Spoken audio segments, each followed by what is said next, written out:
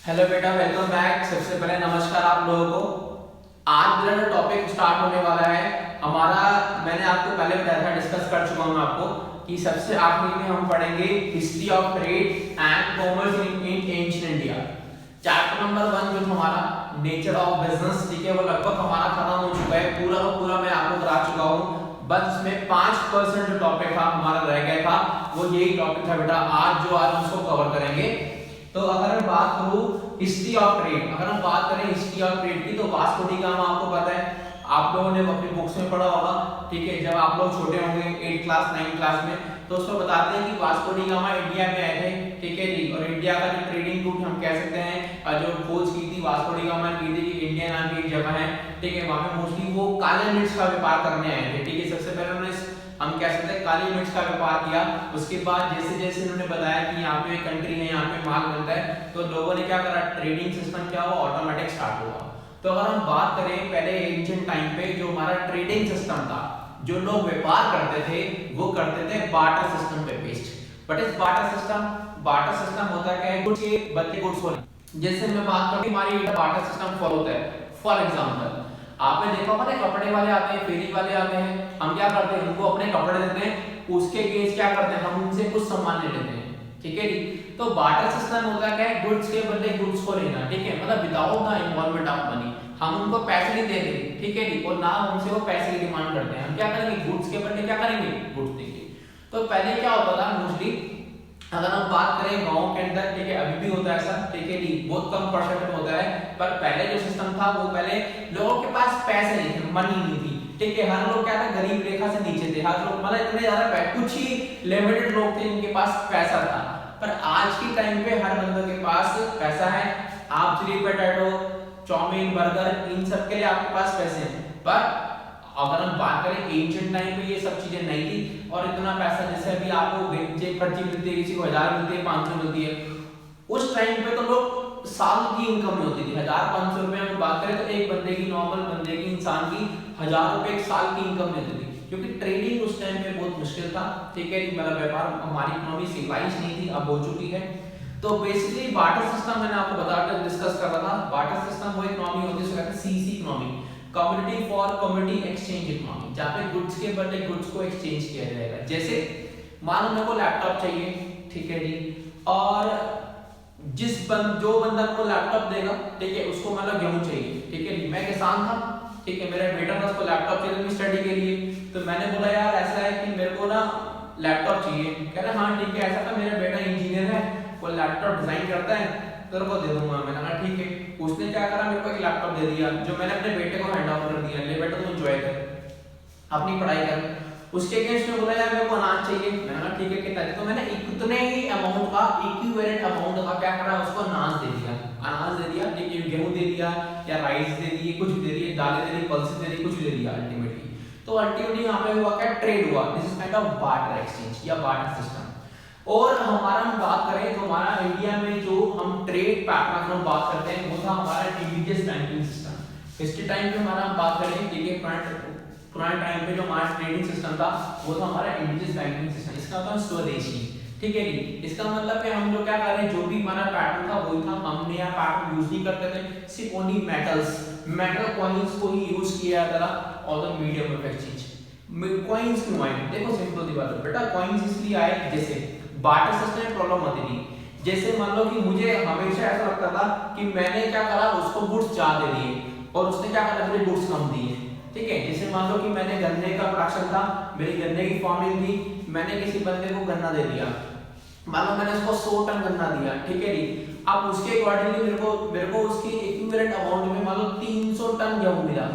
तो मुझे हमेशा डाउट रहता था, या दूसरे बंदे को जिससे हम एक्सचेंज कर रहे हैं, कि यार कहीं इसने हमसे शोषण तो नहीं कर लिया, कहीं मैंने इसको ज्यादा, क्योंकि वो 100 टन है, वो 300 टन है, क्योंकि 100 टन होना चाहिए ना अल्टीमेटली।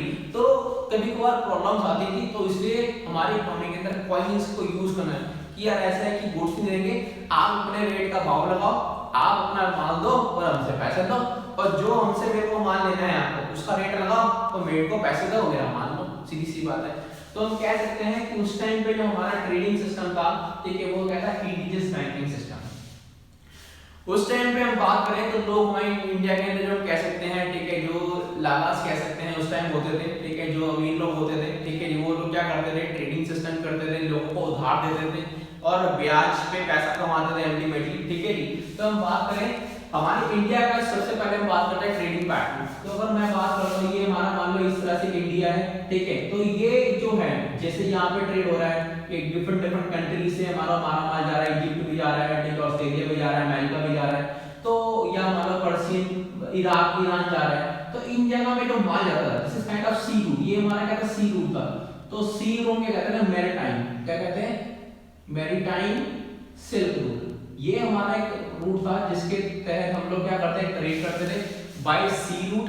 और एक जिसम का, जैसे मान लो कंट्री के ऊपर चाइना हो गया, ठीक है, और मान लो पाकिस्तान हो गया, अफगानिस्तान हो गया, तो या पर्सिया हो गया, तो इन कंट्री से जो ट्रेड करते थे, ऊपर का जो सिस्टम कहते थे ओवरलैंड, तो कहते थे ओवरलैंड सिल्क रूट। तो हम बात करें, सिंपल सी बात है, तो हमारे इंडिया में दो ही ट्रेडिंग रूट फॉलो किए जाते थे। एक था हमारा समुद्री, हम उसको कहते हैं मैरीटाइम सिल्क रूट, एक था हमारा हम कह सकते हैं ओवरलैंड सिल्क रूट, जो ऊपर से किया जाता था, जहाँ पे हमारा, तो हम कह सकते हैं हमारा इंडिया का जो ट्रेड था वो काफी अच्छा था। हमारी इंडिया जो थी काफी, मतलब हम कह सकते हैं पुराने टाइम से हमारी इंडिया में ट्रेड करती आ रही है, उसकी अच्छी रेपुटेशन थी, अपनी इमेज थी, लोग इंडिया में आके व्यापार करते थे और हम लोग विदेशी बंदों क्या करते हैं, माल एक्सपोर्ट इंपोर्ट करते थे, ठीक है जी बेटा।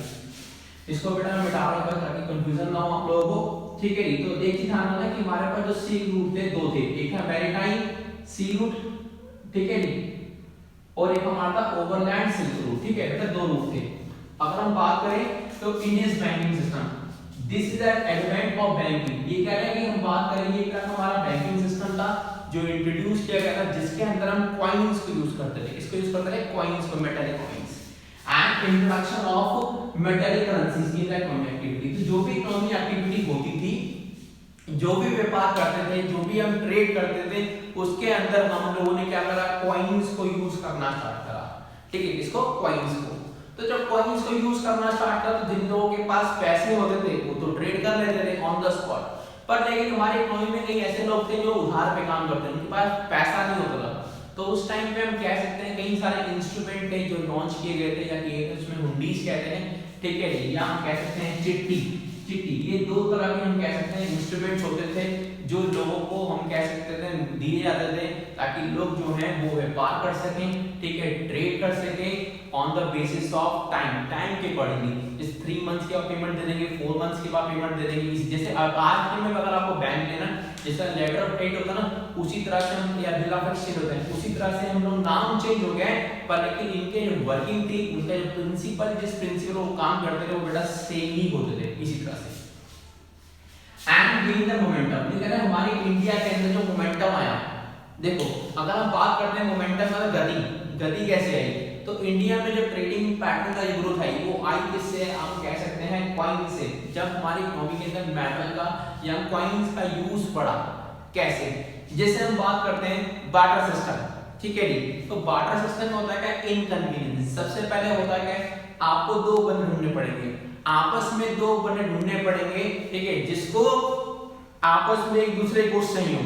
जैसे मान लो कि मैं कह रहा हूं, मान लो मेरे पास एक फोन है, मुझे उस फोन को बेचना है, पर उसके अगेंस्ट मुझे कैमरा चाहिए, क्या चाहिए, डीएसएलआर कैमरा चाहिए। मान लो मेरे को आईफोन 7s है, ठीक है, मेरे को उसको बेचना है, पर उसके अगेंस्ट मेरे को मान लो एक डीएसएलआर कैमरा चाहिए, ठीक है जी। फोन बिल्कुल नया है, हाथ मार के 10 दिन पुराना है। अब सबसे पहली बात, मेरे को प्रॉब्लम क्या है, मेरे को एक ऐसा बंदा ढूंढना पड़ेगा जिसको मेरा फोन चाहिए हो। पहली बात, मैंने एक बंदा ढूंढा सुभाष नगर में जिसको आईफोन 7 चाहिए था, ठीक है जी, वो एग्री हो गया कि हाँ सर आपका फोन ठीक है, पर मैंने बोला यार मेरे को तो वो चाहिए, डीएसएलआर चाहिए। उसने बोला सर मेरे पास डीएसएलआर नहीं है, मेरे पास तो सर लैपटॉप है, आप ले लो। तो मैंने बोला यार मेरे को लैपटॉप की जरूरत ही नहीं है, मैं क्यों लूं, मेरे पास ऑलरेडी लैपटॉप है, तो मेरा ट्रेड हो पाएगा, नहीं हो पाएगा। उसके बाद मैंने एक बंदा और देखा, तो लगा कि मेरे को 6 से 7 महीने तो ढूंढते लगे, मतलब मेरा टाइम एफर्ट सब वेस्ट हो गए, पर एट द एंड मुझे बंदा नहीं मिला। तो बार्टर सिस्टम तभी पॉसिबल है जब दो बंदे मिल जाएं, simultaneously fulfilled of wants of each other.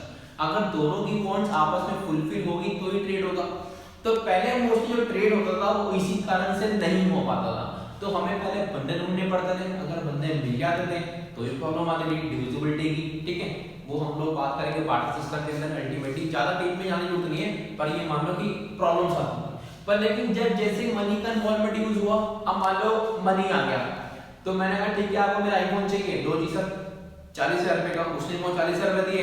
अब मेरे को डीएसएलआर चाहिए, मैं क्या करूंगा, किसी शॉप पे जाऊंगा और डीएसएलआर परचेस कर लूंगा, मतलब 45 का, तो 40,000 रुपए को वहां से आए, 5,000 रुपए में और डाल के अपना डीएसएलआर ले लूंगा। तो इसका मतलब है हमारा ट्रेड हो गया ना, तो मनी की हेल्प से ट्रेड। तो आज की डेट में हम बात करें जो मोमेंटम, जो हम कह सकते हैं हमारी इंडिया में ट्रेड जो बढ़ा है, कि ऑल ओवर ट्रेडिंग सिस्टम बहुत ज्यादा बढ़ गया है, वो किसी को पाया because of involvement of money, money को इन्वॉल्व करके।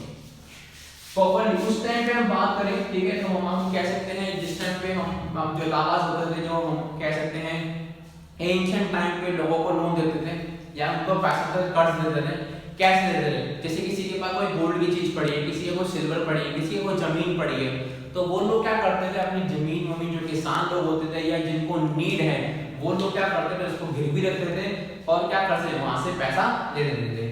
और जब पैसा लेते थे तो उस पर ब्याज भी होता था, तो ब्याज भी पे करते थे।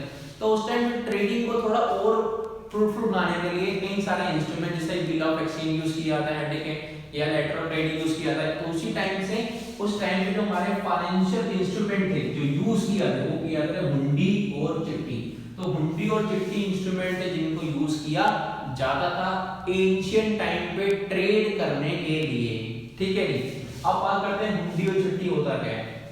देखो जी, हुंडी होगी क्या, हुंडी क्या एक तरह की अनकंडीशनल ऑर्डर, मतलब यहाँ पे कोई तरह की कंडीशन नहीं होगी, अनकंडीशनल।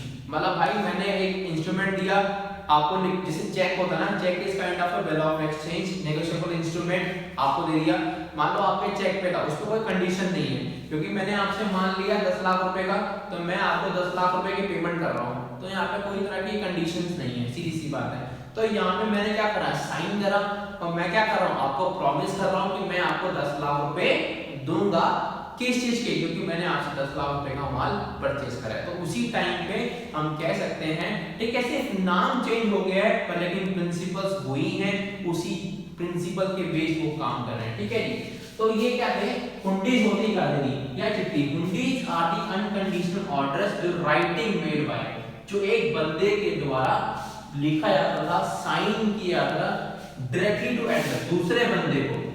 जैसे चेक है ना, चेक भी क्या एक तरह का साइन डॉक्यूमेंट है जो दूसरे बंदे को दिया जाएगा। उसी तरह से हुंडी भी होती थी जो एक तरह के रिटर्न में होती थी, जो एक बंदे के द्वारा दूसरे बंदे को दी जाती थी। किसके लिए, for certain sum of money, ताकि वो भी जो भी सर्टेन सम ऑफ मनी है, जैसे आई promise to pay a sum of 5,000 rupees to Mukesh, ठीक है, एज ए चेक की फॉर्म में, ठीक है। तो this is known as a negotiable instrument. तो उसी तरह से इसी तरह से हुंडीज होती थी जो यूज की जाती थी। एंड टू नेम मेंशन, और या जिसका नाम उस पे मेंशन किया जाता था उसको दिया जाएगा, या ऑर्डर, जैसे मैंने किसी से माल परचेज करा, तो मैंने जिसने माल परचेज किया मुझे ऑर्डर दिया कि सर आपने मेरे से माल परचेज किया था, अब मैं आपको ऑर्डर दे रहा हूँ 10 लाख रुपए का मेरा चेक काट दो।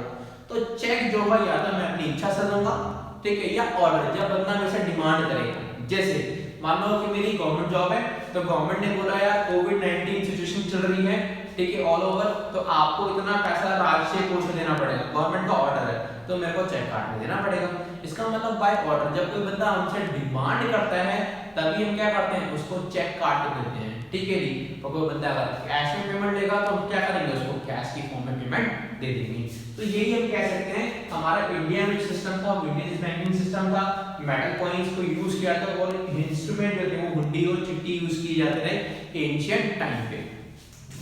डिफरेंट तरह की हुंडीज अगर हम बात करें कौन कौन सी थी, ठीक है, देखो पढ़ते हैं बेटा। इसका मैं सहयोग हुंडी, ठीक है, धानी जोग हुंडी, ठीक है, फरमान जोग हुंडी, दर्शनी हुंडी, उसके बाद जोगी हुंडी, उसके बाद नाम जोग हुंडी, ठीक है। तो बेटा हम बात करें तो ये जो हुंडीज हैं, ये टाइप ऑफ हुंडीज हैं इसके बारे में भी हम पढ़ेंगे एक एक करके, ठीक है। तो कोई भी वैसे क्वेश्चन एक ही नंबर में आता है कि हुंडी क्या होती है, इसमें से कोई भी एक हुंडी के बारे में वो 1 नंबर 2 नंबर में पूछ लेगा, ठीक है। इतना इंपॉर्टेंट टॉपिक नहीं है, पर हुंडी का मतलब होता है नेगोशिएबल इंस्ट्रूमेंट, जो एक बंदे को प्रॉमिस करेगा कि मैं आपको इतना सर्टेन अमाउंट दूंगा, ठीक है, और ए सर्टेन टाइम पीरियड, ठीक है बेटा। तो अगर हम बात करें दो सिस्टम हो गया आपको, एक तो ओवरलैंड हो गया मैंने आपको पढ़ा दिया, और मैरीटाइम सिल्क रूट हो गया बेटा, ठीक है। एक बार इसको लिख लो, फिर हम आगे कंटिन्यू करते हैं सैयो हुंडी से, ठीक है बेटा। जल्दी से इसको लिख लो, फिर हम कंटिन्यू करते हैं सैयो हुंडी।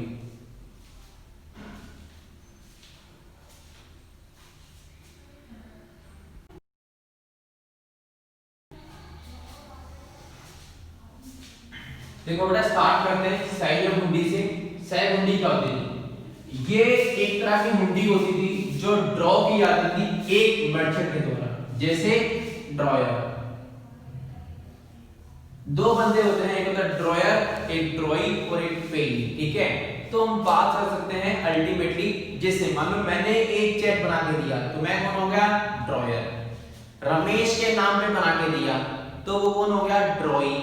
और एक होता है पेयर का मतलब जो पे करता है, ठीक है, वो कौन होगा? बैंक। तो बैंक क्या करेगा? मेरे बिहाफ पे आगे पे करेगा, ठीक है। तो पे हो गया बैंक, मैं कौन हो गया? ड्रॉयर, और जिसको इंस्ट्रूमेंट दिया जा रहा है, जिसके नाम पे लिखा है, उसको कहते हैं ड्रॉइंग। तो तीन चीज की क्लैरिटी होनी चाहिए, ड्रॉयर और ड्रॉइंग तो होना चाहिए। ड्रॉयर जो बनाने वाला इंस्ट्रूमेंट जिसको हुंडी ने बनाया, और जिसको देने के लिए बनाया वो है ड्रॉइंग, ठीक है। तो हम बात करें सैयो हुंडी क्या थी? ये हुंडी क्या थी? ये एक तरह की हुंडी थी जो ड्रॉ की जाती थी बाय मर्चेंट, एक मर्चेंट के द्वारा, ठीक है, टू एंड दूसरे को एंड आस्क, और उसमें था कि वो जो थर्ड पेमेंट है, ठीक है, जैसे मान लो कि मैंने किसी से माल परचेज करा, रमेश सिंह, उसको भी आगे पेमेंट देनी है, तो मैंने उसको बोला सर ऐसा मेरे से माल ले लो, पर जो इंस्ट्रूमेंट है वो मेरे नाम का ना बना के आप दीपक के नाम का बना दो, क्योंकि मेरे को आगे दीपक को पे करनी है। जैसे सिंपल सी एग्जांपल है बेटा, ध्यान से समझना, क्वेश्चन का मतलब क्या कह रहा हूं समझाने जा रहा हूं। मान लो मेरा नाम विपिन है, ठीक है जी। अब मैंने एक बंदे से माल परचेस करा, ठीक है जी, तो इसका मतलब मुझे पेमेंट देनी है उस बंदे को, ठीक है। तो मैंने क्या करा, उसको उसके नाम पे हुंडी रख दी कि मेरे को उसको पेमेंट देनी है, पर उसने बोला कि ऐसे विपिन जी मेरे को पेमेंट नहीं चाहिए, क्योंकि मेरे को भी आगे पेमेंट देनी है। तो आप ऐसे बैठे कि आप जो इंस्ट्रूमेंट बना रहे हो उसमें मेरा नाम ना लेके उस बंदे का नाम लिखो, ताकि वो इंस्ट्रूमेंट सीधा उसके पास पहुंचे, ठीक है। मैंने कोई दिक्कत नहीं है, क्योंकि मेरे को आपको पेमेंट देनी हो और आपको उसको देनी है, तो आपकी मर्जी है, क्योंकि आप पहले मेरे उस मेरे से लोगे फिर आगे फॉरवर्ड दोगे, इससे बढ़िया मैं उसी बंदे को दे देता हूं। तो ये क्या थी? एक तरह की एक मर्चेंट से दूसरे मर्चेंट के द्वारा बनाई जाती थी। यहाँ पे पे एन अमाउंट ऑफ, यहाँ पे थर्ड पर्सन को मर्चेंट को एक पेमेंट दी जाती थी। In case of merchant whose hundi strong, ये कह रहा है कि जो बंदा, ठीक है, जो हुंडी को ड्रॉ करेगा, मतलब जिसने जो थर्ड पर्सन है वो हुंडी को ड्रॉ करेगा, ठीक है, सर्टेन लेवल। ध्यान रखना कि जो भी कभी हम हुंडी बनाते थे तो उसका लिमिट होता था, कि जैसे किसी बंदे को उधार देंगे या कितना देंगे, तो हुंडी में भी ऐसी था कि किसी से अपना माल लेंगे, मान लो बंदा मेरे पास आता है कि सर मेरे को 10 लाख का माल चाहिए, तो मैं दे दूंगा? नहीं दूंगा ना। इसका मतलब मैं उसकी क्रेडिट वर्थीनेस उसको देख के कि यार वो बंदा कैसा है, मतलब वो ट्रेडिंग कैसे कर रहा है, उसकी पेमेंट्स कैसी आ रही है, उसके रिकॉर्ड्स कैसे हैं। तो हर बंदे के साथ रिलेशन अलग अलग होते हैं। तो जो भी इंस्ट्रूमेंट हम बनाते थे, हुंडी बनाते थे या किसी को उधार पे सामान देते थे, ताकि हमारी जो पेमेंट है वो बाद में मिलेगी, तो उसकी क्रेडिट वर्थीनेस कि यार वो बंदा उतना पैसा दे पाएगा या नहीं दे पाएगा। अगर आप बैंक में जाओगे लोन लेने के लिए, तो बैंक पहले आपको चेक करेगा कि आपकी इनकम सोर्स कितनी है। बैंक आपको पहले 10 लाख रुपए का लोन लेने से पहले सोचेगा कि आपके पास सोर्स ऑफ इनकम है तो नहीं है, कोई आपके ऊपर कोई प्रीवियस लोन तो नहीं चल रहा। अगर प्रीवियस लोन चल रहा है तो बैंक आपको लोन नहीं देगा, क्योंकि ऑलरेडी आपके पास लोन चल रहा है, उसकी खुद की किस्तें हैं। अगर आप टाइम पे जमा नहीं करा पाओगे तो आपको दिक्कत आएगी। तो बैंक नया लोन लेने में दिक्कत नहीं आएगी। फर्स्ट टाइम ले लोगे, अगर आपकी इनकम अच्छी है तो बैंक आपकी इनकम स्टेटमेंट देखेगा, कंपनी से इंफॉर्मेशन देगा कि आपके पास ये एम्प्लॉय काम करता है कि नहीं करता, हाँ इसकी सैलरी इतनी है, तो बोला हाँ ठीक है जी 50,000 सैलरी है, 10,000 किस्त बनेगी, तो बैंक आपको क्या करेगा? लोन देगा। तो उसी तरह से जो हम किसी को लोन देते थे या किसी से माल लेते थे, किसी पेमेंट देते थे, तो हम उसी क्रेडिट वर्तनेस देते थे कि यार कोई बंदा हमसे माल उधार में लेके जा रहा है, तो क्या सच में वो बंदा इस लायक है कि वो हमारा पैसा वापसी करेगा या नहीं करेगा। तो उसी क्रेडिट वर्तनेस को देख के, ठीक है, वो देखा जाता है। फिर क्या होगा, जब it pass from one person to another, यहाँ पे होता क्या था, ये एक इंस्ट्रूमेंट क्या होता है, एक बंदे से दूसरे बंदे को पहुंच जाता था, और जो फाइनल इसका जो ड्रॉई है उसके पास वो पहुंच जाता था। और जो ड्रॉयर है वो क्या करेगा, जो ड्रॉयर के पास जाएगा कि सर ये पैसा था, ये इंस्ट्रूमेंट था, आपने बना के दिया था इस नाम से, फिर ये इनके पास गया, फिर इनके पास गया, फिर इनके पास, फाइनल मेरे पास आ गया, ठीक है। जब फाइनल मेरे पास आ गया तो वो क्या करेगा, जो भी क्वेरी करेगा, जो भी इंफॉर्मेशन देगा, चेक करेगा इंस्ट्रूमेंट कि वो जो हुंडी थी वो उसने बनाई है नहीं बनाई, उसका साइन है कि नहीं है, उसी के अलावा बंदा पहले पेमेंट तो नहीं दे गया, वो सब कुछ क्रॉस वेरिफिकेशन करके और उस बंदे को पेमेंट दे देगा, ठीक है जी। तो क्या है, and who is reasonable enquiry, जो डॉलर होता है क्या करता है, रीजनेबल इंक्वायरी करता था, ठीक है, and present the drawing to accept the payment, और जो ड्रॉइंग होता था उसको बोलता था कि भाई साहब ऐसा करो, आपकी जो पेमेंट बन गई है आप अपनी पेमेंट ले जाओ, ठीक है, और वो उसको क्या करता था, पेमेंट पे करता था, ठीक है। तो बेटा ये था नेगोशिएबल इंस्ट्रूमेंट। जो नेगोशिएबल का मतलब होता है नेगोशिएट, जिसको एक जगह से दूसरी जगह पे पहुंच सकते हैं। जैसे एक चेक है ना, चेक पे मैंने नाम लिख दिया अमन कुमार, इसका मतलब है अमन कुमार के नाम का है, उसको कोई और बंदा यूज कर सकता है नहीं, इसका मतलब है वो नेगोशिएबल इंस्ट्रूमेंट तो है, पर उस पे कंडीशन है। क्या कंडीशन है कि वो उसके पास ही पहुंचेगा, कोई बंदा नहीं होगा। पर एक मैंने ब्लैंक चेक दे दिया 5000 रुपए का, साइन कर दिया, ऊपर लिख दिया नॉट एक्सीडिंग 5000। अब मान लो कि मैंने रमेश को दिया, ठीक है, क्योंकि रमेश से मैंने मान लिया था, रमेश को पेमेंट देनी थी, तो उसने बोला सर चेक पे नाम मत लिखना, मैंने कहा ठीक है कोई दिक्कत नहीं। फिर उसने आगे पेमेंट देनी थी तो उसने आगे दे दिया, फिर उसने आगे दे दिया, तो चेक अगर सर्कुलेट हो गए किसी रमेश के नाम पे गया तो मुझे कोई मतलब नहीं है, क्योंकि मेरे को पेमेंट दीपक को करनी थी, तो दीपक के पास ना जाके किसी और के पास गई है, लेकिन मेरे अकाउंट से 5000 ही कटने चाहिए, ज्यादा नहीं कटने चाहिए। तो बेटा नेगोशिएबल इंस्ट्रूमेंट होता है, इसको हम पास कर सकते हैं एक पर्सन से दूसरे पर्सन को, उसी तरह से जो शेयर हुंडी होती थी वो भी एक पर्सन से दूसरे पर्सन तक पहुंच जाती थी, ठीक है बेटा। इसको देखो बेटा, फिर हम पढ़ेंगे धानी जो हुंडी, ठीक है, जल्दी लिखो बेटा।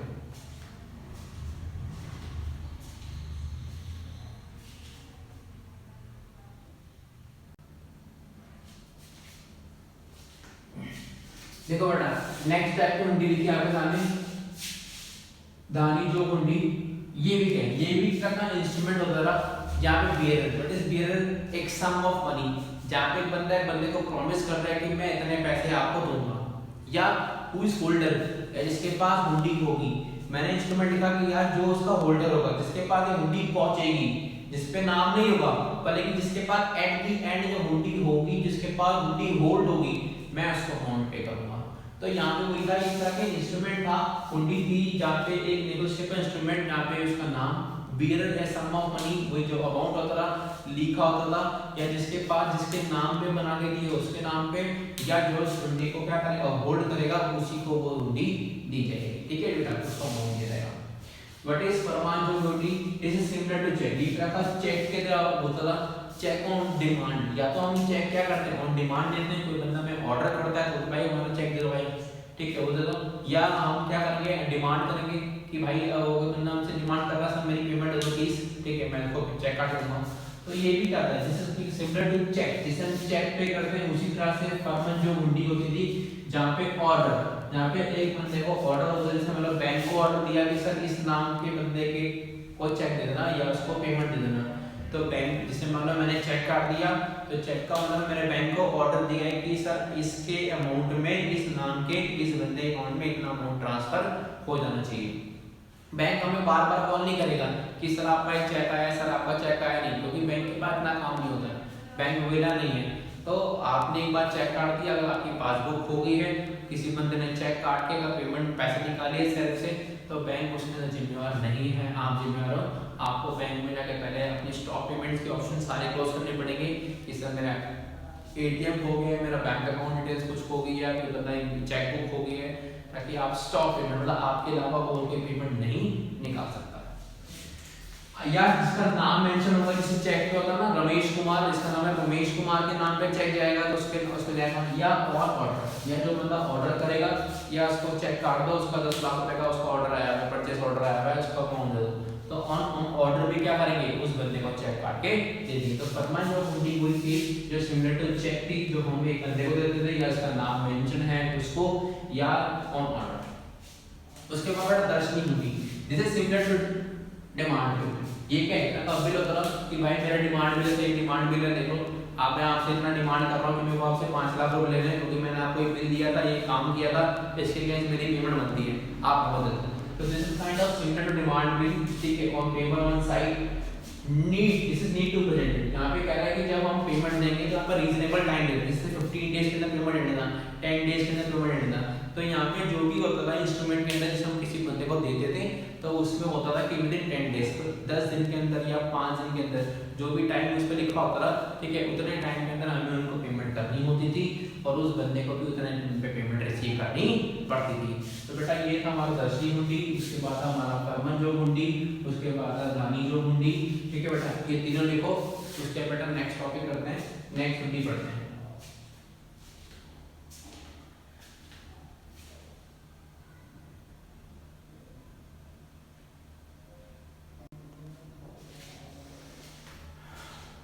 देखो बेटा नेक्स्ट तो हुंडी रहेगी, एक रहेगी बेटा आपकी जोखिम हुंडी, एक रहेगी नाम जोग हुंडी। अगर हम बात करें, ठीक है, देखो नाम जोग में नाम लिखा हुआ है, इसका मतलब ये इंस्ट्रूमेंट होगा जो नेगोशिएबल इंस्ट्रूमेंट होगा, ठीक है, ये हुंडी वो होगी जिसका नाम मेंशन होगा, मतलब उसी बंदे को दे सकते हैं जिसका नाम लिखा हुआ है, इसका मतलब किसी और बंदे को नहीं दे सकते। तो दिस ये हुंडी कैन नॉट बी अनरोल्ड, किसी और के नाम पे नहीं दी जा सकती थी, किसी बंदे को एनी अदर पर्सन ये पे की जाती थी जिसका नाम मेंशन था। इसका मतलब है जिस बंदे ने, ठीक है, you can say drawing, drawing का नेम अगर मेंशन है, ठीक है, तो उस ड्रॉइंग वाले बंदे को दी जाएगी और किसी बंदे को पेमेंट दी जाएगी। तो ड्रॉयर होगा जो भी जिसने हुंडी बना के दी है, जिसका नाम मेंशन होगा उसी बंदे को उसकी पेमेंट मिलेगी और किसी को पेमेंट ये नहीं मिलेगी, ठीक है ना। लास्ट पॉइंट देखो, जोखिम हुंडी, जोखिम का मतलब जोखिम खतरा, इसका मतलब है यहाँ पे कंडीशन होती है, यहाँ पे क्या होती है कंडीशन, और ये नेगोशिएबल है, मतलब ये नेगोशिएशन इंस्ट्रूमेंट नहीं था, इसको मतलब आगे सर्कुलेट नहीं कर सकते थे। तो इट इज अनलाइक, अगर हम बात करें बाकी हुंडियों की तरह, ये नेगोशिएट नहीं होती, इसका मतलब है किसी दूसरे बंदे के पास ट्रांसफर नहीं होगी पहली बात, ठीक है, ये मेरे बीच में और दूसरे बंदे के बीच में बात हुई है कि अगर ऐसी कंडीशन होगी, जैसे मान लो कि मैंने एक बंदे शर्त लगाई, ठीक है, कि यार जैसे मैंने बोला कि यार आपकी तुम्हारी फसल होगी, आपकी अगर फसल होगी तो मैं आपको इस रेट पे सामान ले लूंगा, ठीक है जी, और अगर नहीं हुई तो नहीं लूंगा अल्टीमेटली। तो यहाँ पे क्या था, कंडीशन लगा दी, इसका मतलब अगर फसल होगी, अच्छी फसल होगी, इतना टन माल निकलेगा तो मैं आपको इतना पेमेंट दूंगा या इस रेट पे लूंगा, पर फसल ही नहीं हुई तो इसका मतलब वो मुझे पे क्या क्लेम करेगा। अब वो जो इंस्ट्रूमेंट है वो नेगोशिएट नहीं होगा, मतलब आगे सर्कुलेट नहीं होगा, जिसके साथ मेरा कॉन्ट्रैक्ट हुआ है, जिसके साथ हमने ट्रेड किया है, सिर्फ उसी के साथ ही रहेगा। और हम जो रेट भी, अगर मान लो फसल अच्छी होगी 62 रुपीस केजी के हिसाब से, तो मैं 62 रुपीस केजी के हिसाब से परचेस करूंगा, और अगर नहीं होगी तो नहीं परचेस करूंगा। तो यहाँ पे क्या था, ये तो पहली बार नेगोशिएट नहीं होती थी, बट इस नेगोशिएट आगे नहीं आती थी, आगे सर्कुलेट किसी और बंदे को नहीं दे सकते थे, ठीक है। यहाँ पे कंडीशन ही नहीं है, कंडीशन अगर होगी तो ही होगा, अदरवाइज नहीं होगा, ठीक है। बाकी में अनकंडीशन था, ठीक है। द ड्रॉयर इज प्रॉमिस, यहाँ पे ड्रॉयर जिसने बनाया इंस्ट्रूमेंट वो प्रॉमिस करता था एक certain sum of amount in a hundi to satisfy, अगर वो कंडीशन सेटिस्फाई होगी या इवेंट होगा, this is kind of unconditional, happening and not happening of event, अगर वो कंडीशन हैपन होगा, ठीक है, यहाँ पे कंडीशनल था, ठीक है, this is not unconditional, is kind of conditional, कि अगर वो इवेंट होगा तभी आपको मिलेगा, अदरवाइज वो इवेंट नहीं हुआ तो आपको नहीं मिलेगा, ठीक है जी। जैसे मान लो कि क्या हुआ, मैंने एक बंदे को प्रॉमिस किया कि मैं आपको ये जो हमारा प्रोजेक्ट है इस पे अगर हम काम कर रहे हैं तो मैं आपको एक हुंडी दूंगा, ठीक है, जिसका 10% अमाउंट होगा, ठीक है जी। और अगर ये हमारा कॉन्ट्रैक्ट हो जाएगा तो, लेकिन क्या हुआ, हमने ट्रेड किया, वो कॉन्ट्रैक्ट हमारा हो गया, ट्रेड हो गया, इसका मतलब क्या है, मैंने कहा था अगर होगा तो दूंगा, अब उसने क्या करा, ट्रेड हो गया, मैंने दे दिया। नेक्स्ट टाइम क्या हुआ, सेम कंडीशन रखी, 20% की बात थी, बड़ा अमाउंट था, ठीक है जी। अब वो कॉन्ट्रैक्ट नहीं हुआ तो वो बंदा मेरे पे केस कर सकता है, नहीं कर सकता, क्योंकि मैंने कहा था इस हुंडी में क्या हुआ कि अगर वो हैपन होगा, ठीक है, या मतलब वो इवेंट हैपन कंडीशन होगी तो ही मिलेगा, अदरवाइज नहीं मिलेगा। तो मैं वहाँ पे प्रॉमिस कहाँ से दूंगा, मैं पे कर सकता नहीं क्योंकि वो कॉन्ट्रैक्ट होगा ही नहीं। तो बेटा यही था बेटा, ठीक है, जोखिम मंदी और नामजोगी। तो अल्टीमेटली हम कह सकते हैं हुंडीज का टॉपिक हमारा खत्म हो चुका है। अब टॉपिक आता है इंटरमीडिएटरीज कि जो हम ट्रेड करते थे एंशिएंट टाइम पे, कौन कौन से बंदे आए थे इंटरमीडिएटरी बीच में व्यापार करने के लिए। ठीक है बेटा, इसको स्टार्ट करते हैं, जल्दी बेटा इसको लिख लो, फिर कंटिन्यू करते हैं।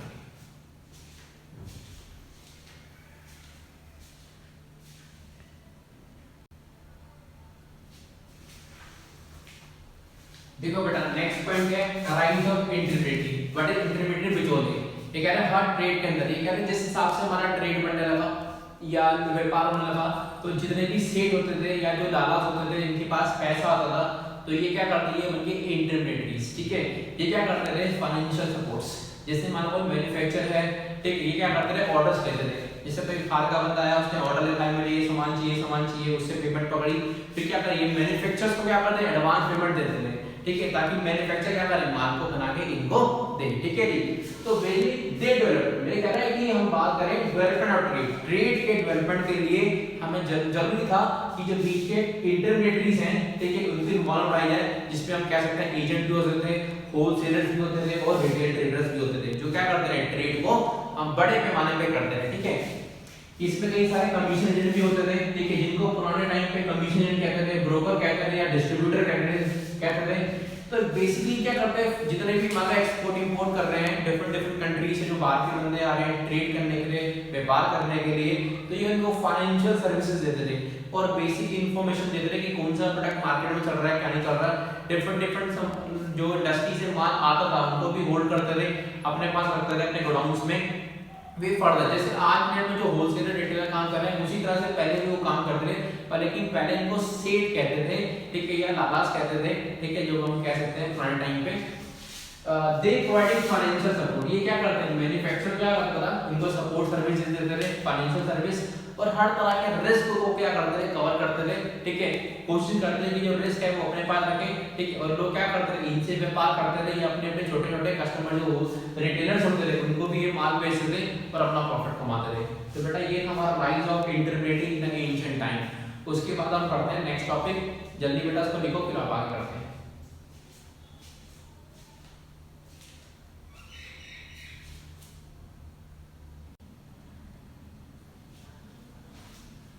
देखो बेटा नेक्स्ट पॉइंट ट्रांसपोर्टेशन। ये कह रहे हैं जिस हिसाब से हमारा ट्रेडिंग सिस्टम बढ़ा, ठीक है, व्यापार बढ़ा, इंडिया ने ग्रोथ स्टार्ट करी, तो वैसी वैसी ट्रांसपोर्टेशन बढ़ा। तो ट्रांसपोर्टेशन में मैंने आपको पढ़ाया था इंडिया में दो रूट सिस्टम थे। ठीक है, एक आपका मैरीटाइम सी रिसोर्स सिस्टम। ठीक है, तो इंडिया में बात करें तो इंडिया जो था हमारा, हम कह सकते हैं पूरी तरह से इधर से भी और इधर से भी। ठीक है जी, हम कह सकते हैं लैंड वाइज भी हम ट्रेड करते थे और मैरीटाइम मींस वाटर वाइज भी हम क्या करते हैं ट्रेड करते थे। तो इंडिया का लगभग जो ट्रेडिंग सिस्टम था वो ऑल ओवर हर कंट्री के साथ था, यूरोप से भी था, इराक से भी था, पर्शिया से भी था, पाकिस्तान, अफगानिस्तान, सबसे, चाइना से भी था। मेजर हम लोग करते रहे ट्रेड करते रहे चाइना से करते थे। ठीक है बेटा, तो transportation is ensure that transportation क्या करता है हमें श्योरिटी देता है। क्या श्योरिटी देता है कि जो भी गुड्स की मूवमेंट है वो स्मूथली हो जाएगी, मतलब हम एक प्लेस से दूसरे प्लेस पे गुड्स को आसानी से पहुंचा सकते हैं। और देखो ट्रेड में सबसे हम बात करें ट्रांसपोर्टेशन बहुत इंपॉर्टेंट है। अगर एक मैन्युफैक्चरर ने माल मैन्युफैक्चर कर दिया, अगर वो अल्टीमेट कस्टमर तक नहीं पहुंचा, तो मैन्युफैक्चर का गुड्स बनाने का फायदा क्या हुआ, कोई फायदा नहीं हुआ। तो ट्रांसपोर्टेशन हम कह सकते हैं, ठीक है, जो एक तरह से हेल्प करता था हमारे गुड्स को एक जगह से दूसरी जगह बनाने में। न्यू लैंडवेज एंड वाटरवे, है ना, न्यू लैंडवेज एंड न्यू वाटरवे, कई सारे और नेशनल हाईवेज बनाए गए। ठीक है, नेशनल वाटर हाईवेज, ठीक है जी, अभी हमारे इंडिया में 3 है। ठीक है, तो हमारे इंडिया में कई सारे लैंडवेज और कई सारे वाटर वेज बनाए गए थे। ठीक है, जिनको डिस्कवर किया था और एस्टैब्लिश किया गया था, बनाया गया था और नए नए रास्ते खोजे गए थे कि किस किस तरह से हम लोग स्मूथ वे में आसानी से सेफली हम अपने गुड्स को मतलब पहुंचा सकते हैं। ठीक है, ट्रेड रूट और वेल स्ट्रक्चर, जो भी ट्रेड रूट थे वो क्या थे वेल स्ट्रक्चर थे। ठीक है, क्यों, ताकि स्पीडली और सेफली हम अपने गुड्स को क्या करें और लोगों को एक जगह से दूसरी जगह पे आसानी से पहुंचा सकें। अगर गुड्स हमारे सेफली नहीं पहुंचेंगे, लोग सेफली नहीं पहुंचेंगे, ठीक है, तो दिक्कत आएगी, ऑब्वियसली बात है, ट्रेडिंग सिस्टम सारा हैम्पर हो जाएगा। ठीक है, जैसे कभी देखो कभी ट्रेन आपस में बढ़ जाती है तो इफेक्ट पड़ता है, ठीक है। तो ट्रेडिंग सिस्टम बात करें, ट्रांसपोर्टेशन सिस्टम हमारा अच्छा होना चाहिए। लोगों के मन में डर आ जाएगा कि अगर ट्रांसपोर्टेशन सिस्टम सही नहीं होगा, ठीक है। जैसे अभी आप देखो दिल्ली में डीटीसी बसेस होगी, पहले प्राइवेट बसेस थी, तो आपस में दिल्ली की गवर्नमेंट की जो डीटीसी बसेस हो प्राइवेट बसेस में कंपटीशन होता रहा, तो कई सारे लोगों को कुचल दिया था ट्रेन बसों ने, ठीक है। हम जब स्कूल टाइम पे पढ़ते हैं उस टाइम के एविडेंस है ये, ठीक है जी। एक बार तो अलीगढ़ में कम से 70-80 रेड लाइट पे खड़ी मतलब हम कह सकते हैं बसेस ने बंदों को कुचल दिया था। 70-80 बंदे वहीं रेड लाइट पे मतलब कुचल दिए थे, मर गए थे, चिपक गए थे रोड पे, ठीक है जी। तो ये रूट सिस्टम तभी उस दिन के बाद से हमारे दिल्ली के अंदर जितनी भी टीटीसी बसें हैं वही चल रही है। प्राइवेट बसेस के सारे जो लाइसेंस थे सारे कैंसिल कर दिए हैं अल्टीमेटली दिल्ली हमारी सरकार ने।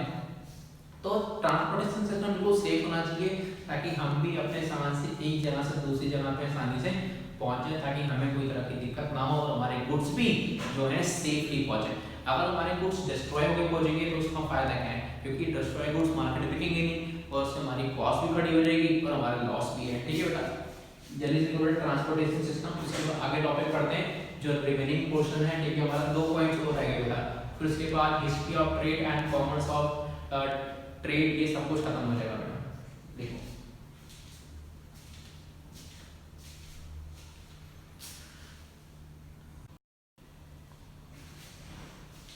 देखो बेटा, पोजीशन ऑफ इंडिया, अगर हम बात करते हैं इंडिया की पोजीशन क्या थी, ठीक है जी, वर्ल्ड इकोनॉमी में, तो मैं आपको सिंपल बताऊं प्री इंडिपेंडेंस, ठीक है, या हम कह सकते हैं ब्रिटिश सरकार से पहले। तो ब्रिटिश क्रॉनिकल पीरियड का टर्म यूज करते हैं ब्रिटिश गवर्नमेंट के लिए। तो ब्रिटिश सरकार हमारे इंडिया में ही, तो उससे पहले हम बात करें तो हमारी कंट्री का ट्रेडिंग सिस्टम बहुत अच्छा था। लगभग हम लोग, हमारा जो जूट है, हम बहुत फेमस थे, हमारा अफगानिस्तान, पाकिस्तान, वेस्ट बंगाल, इंडिया में बड़ा हमारा जूट हो गया, कॉटन हो गया, ठीक है, खादी इकोनॉमिक प्रोडक्ट्स हो गए थे, तो या इंडियन हैंडीक्राफ्ट बिजनेस, उन लोगों ने पूरा डिस्ट्रॉय कर दिया, ठीक है जी। तो हम बात करें अगर प्री कॉलोनियल पीरियड, ब्रिटिश सरकार से पहले हमारी जो कंट्री की, जो हम कह सकते हैं इंडिया की, वो प्रोस्पेरिटी थी, बहुत अच्छी थी, हम लोग बहुत अच्छा फल फूल रहे थे, ठीक है। तो ब्रिटिश सरकार ने क्या करा, हमारे इंडिया में आए और ईस्ट इंडिया कंपनी को स्थापित करा और उन्होंने 200 साल तक हमारे इंडिया में राज किया अपने सेल्फिश मोटिव के लिए, अपने बेनिफिट के लिए। इंडिया से जितना भी कच्चा माल होता रहा वो इंडिया से यूरोप ले आते रहे, अपनी कंट्रीज में ले आते रहे, लंदन ले आते रहे और वहां से फिनिश गुड्स बना के इंडिया में हैवी रेट पे बेचते थे। तो ये इनका बेसिकली मेन रीजन था। तो इंडिया का स्ट्रॉन्ग पोजीशन, अगर हम बात करें इंडिया की जो पोजीशन थी वो बहुत स्ट्रॉन्ग थी in terms of wealth wise, हम बहुत स्ट्रॉन्ग थे। आपको पता होगा, एक टर्म पढ़ी होगी आपने कि हिंदुस्तान जो था वो सोने की चिड़िया था, मतलब ब्रिटिश सरकार से पहले। क्वीन एलिजाबेथ जो हमारे कह सकते हैं ब्रिटेन की महारानी, जिनके फोन वो कोहिनूर हीरो लगा हुआ है, वो हमारे दिल्ली सल्तनत जो हमारा लाल किला है उसके अंदर अकबर के मतलब जहाँ पे वो बैठता था गद्दी पे, वहाँ लगा था।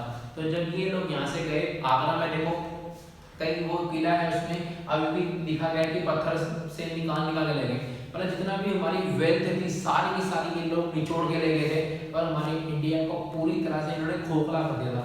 तो हमारी इंडिया में अगर बात करें तो हमारी वेल्थ बहुत अच्छी थी एंशिएंट टाइम पे, ठीक है। हम इंडिया को क्या कहते हैं, स्वर्ण भूमि कहते थे ड्यूरिंग द एंशिएंट टाइम, कि हमारे हिंदुस्तान क्या स्वर्ण भूमि है, ठीक है। मतलब हम कह सकते हैं सोने की चिड़िया यहाँ पे भाई साहब, मतलब मजा ही, मतलब कहने का मतलब हर चीज, मतलब कोई भी चीज उगाओ, कोई भी ट्रेड करो, ठीक है, आपको फल फूलेगा फूलेगा। पर अगर हम बात करें ब्रिटिशर्स यूरोपियन हमारे इंडिया में आए, इसकी फॉर्म में ईस्ट इंडिया कंपनी के फॉर्म में, उन्होंने हमारी जो हेरिटेज थी, हम कह सकते हैं जो हमारी विरासत थी, जो भी हमारी, उसको पूरी तरह से डिस्ट्रॉय कर दिया अपने सेल्फिश मोटिव के लिए। पर आफ्टर इंडिपेंडेंस 200 साल के बाद 1947, 15 अगस्त 1947 को 200 साल के बाद हमने जब इंडिपेंडेंस ली, ठीक है, उसके बाद हमने 5 ईयर प्लान्स बनाए हमारे इंडिया के अंदर और अभी भी हमारे 5 ईयर प्लान चल रहे हैं, ठीक है जी। और उसके बाद हमारे इंडिया के अंदर 1991 के अंदर बहुत इंपॉर्टेंट पॉलिसी है, ये हमारे इंडिया के जो हम कह सकते हैं सरदार मनमोहन सिंह जी, इन्होंने इंट्रोड्यूस किया था न्यू इकोनॉमिक पॉलिसी रिफॉर्म्स, ठीक है। न्यू इकोनॉमिक, इसमें 3 थे, लिबरलाइजेशन, प्राइवेटाइजेशन, ग्लोबलाइजेशन। इन्होंने क्या करा, ग्लोबलाइजेशन करा, ठीक है, वर्ल्ड इकोनॉमी को अपनी इकोनॉमी से जोड़ा। प्राइवेटाइजेशन, जो संस्थाएं सरकार की होती थी, जो लॉस में जाकर सरकार ने इसको प्राइवेटाइज कर दिया। लिबरलाइजेशन, जो भी सरकार ने लाइसेंस सिस्टम लगा रखे थे बेफालतू के लाइसेंस, उनको रिमूव कर दिया कि आप ट्रेड करो, कोई तरह की दिक्कत नहीं है, अननेसेसरी के जो भी सरकार ने रेस्ट्रिक्शन लगा रखी थी उनको रिमूव कर दिया था। उसके बाद हमारे इंडिया के अंदर हमारी इंडियन इंडस्ट्रियल ग्रोथ को बढ़ाने के लिए हमारी सरकार ने टाइम टू टाइम कई सारे और अपडेट करे हैं। जैसा आपको पढ़ा हो मेक इन इंडिया, ये मैं आपको पढ़ा चुका हूँ। उसके बाद आप स्किल इंडिया, डिजिटल इंडिया, ये कई सारी जो हम कह सकते हैं टेक्निक्स हैं या हम लोग पॉसिबिलिटीज़ हैं जो हमारी सरकार करती रहती है टाइम टू टाइम, ताकि हमारी इंडिया में जो ट्रेडिंग सिस्टम है इसको बढ़ाया जा सके। ठीक है, तो बेटा ये टॉपिक हमारा पोजीशन ऑफ इंडिया सब continent in the world economy. तो वर्ल्ड इकोनॉमी में हमारी कंडीशन क्या थी, यहाँ पे फर्स्ट डेट 1991 तक की बात हुई थी। ठीक है, उसके बाद ये जो ये करंट के हैं make in India, skill India, digital India, ये सारी करंट की है नरेंद्र मोदी के द्वारा स्टार्ट की गई स्कीम्स वाली बेटा। ठीक है, इसको आप देख लो, लास्ट पॉइंट रहेगा बेटा, इसको कवर करते हैं जल्दी से।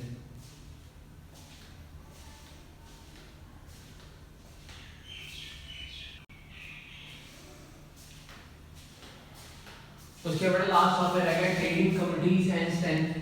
अगर हम बात करें ट्रेड को हम स्ट्रॉन्ग करने के लिए हमारे इंडिया के अंदर जो पुराने एंशिएंट टाइम में कई सारी ट्रेडिंग संस्थाएं बनाई गई थी, डिफरेंट एरियाज के अंदर कई सारी कम्युनिटीज बनाई गई थी। और बेसिकली जो भी हमारा ट्रेड होता था वो मोस्टली मेलों में होता था। हर कंट्री में डिफरेंट, हमारे इंडिया में जिस जगह पे मेल लगते थे, ठीक है, सूरत हो गया, उज्जैन हो गया, ठीक है, उसके बाद हम कह सकते हैं मथुरा, तो ऐसी डिफरेंट जगह ऐसी थी जहाँ पे लोग मेला लगता था हर साल में। ठीक है, तो लोग क्या करते हैं, वहाँ मेलों की फॉर्म में मिलने आते थे, घूमने आते थे, वहाँ पे क्या करते थे, रिलेशनशिप बनाते थे और ट्रेड करते थे बेसिकली। तो हम बात करें इंडिया जो हमारा ईस्ट वेस्ट नॉर्थ साउथ चारों जगह से भरा हुआ था, तो कई सारी संस्थाएं ट्रेडिंग कम्युनिटीज बनाई गई थी।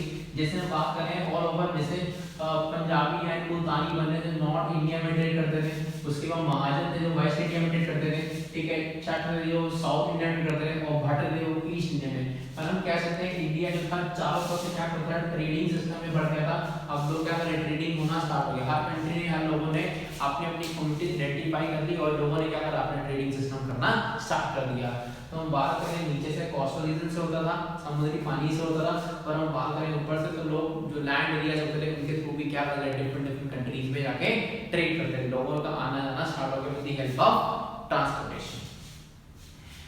कई सारे मर्चेंट कॉर्पोरेशन बनाए गए थे। ठीक है, मर्चेंट कॉर्पोरेशन मतलब संस्थाएं जिन्हें बड़े मर्चेंट हैं उन्होंने अपनी संस्थाएं बनाई कि डिफरेंट जैसे यूनियंस काइंड ऑफ। ठीक है, ताकि किसी का शोषण ना हो, कि जो बाहर के बंदे हैं कहीं हमारा शोषण ना करें, हमें लूट ना लें, हमारे पे हम कहीं पे जैसे आप कंट्रोल्स ना लगा लें। ठीक है, तो इस तरह से कई सारे कोड ऑफ कंडक्ट बनाए गए थे, टैक्सेस कराए गए, कोई बंदा बाहर से अगर आएगा तो टैक्सेस देने पड़ेंगे आपको और इस गुड्स पे इतना टैक्स होगा। ठीक है, एंड ये एक तरह से क्या थे, जो मर्चेंट कॉर्पोरेशन थे वो क्या थे, एक तरह से गार्डियन थे। वो हमारे इंडिया में ध्यान रखते थे कि जो भी है रिलीजियस इंटरेस्ट के लिए, जो भी काम हमारा रिलीजियस इंटरेस्ट के लिए काम हो, ऐसा ना हो कि यार लोगों का शोषण हो किसी तरह से, ये लोग क्या करें, अपने बेनिफिट के लिए इंडिया में जो लोग हैं उनका यूज करें। ठीक है, लास्ट बेटा मेजर ट्रेडिंग सेंटर बनाए गए थे हमारे इंडिया में, कई सारे जो थे जो लोग व्यापार करते थे, जैसे पाटलिपुत्र था, पेशावर था, सूरत था, मथुरा था और उज्जैन था। तो बेटा ये डिफरेंट जगहें थी हमारे, हम कह सकते हैं ऑल ओवर हर जगह पे इंडिया के कुछ कोनों पे जहाँ पे ट्रेड किया जाता था। ठीक है, इन कंट्री की इन जगहों पे मोस्टली सब लोग जितने भी थी एक्सपोर्टर इंपोर्टर्स आके मिलते थे और ट्रेड करते थे। उसके बेटा last point major export import. हमारे इंडिया में मेजर एक्सपोर्ट क्या होता था, इंपोर्ट का होता था। अगर हम बात करें एक्सपोर्ट की फॉर्म में तो हम लोग मसाले बेचते थे, वीट हो गया, चीनी होगी, लाइव एनिमल्स हो गए, ठीक है, सीसम हो गया, ठीक है, कॉटन हो गया, ऑयल हो गया, पर्ल हो गया, ग्रेनाइट, इन सबको क्या करते हैं, एक्सपोर्ट करते थे। और इंपोर्ट क्या करते थे, हम बात करें रूबीज करते थे, लीड करते थे, कोरल्स करते हैं, समुद्र पानी में माला बनाने के लिए, फोर्सेस करते थे, चाइनीज सिल्क करते थे, वाइन, गोल्ड, सिल्वर। तो बेटा ये चीज हम क्या करते थे, एक्सपोर्ट इंपोर्ट करते थे। तो हम बात करें ऑल ओवर इंडिया की, जो हम कह सकते हैं आज जो सफलता कर रहा है वो ट्रेडिंग सिस्टम के कारण कर रहा है। एंशिएंट जो टॉपिक था हमारा हिस्ट्री ऑफ ट्रेड, बेटा वो खत्म हो चुका है, ये हमारा लास्ट पॉइंट था। ठीक है, thank you so much, see you again बेटा इन नेक्स्ट क्लास।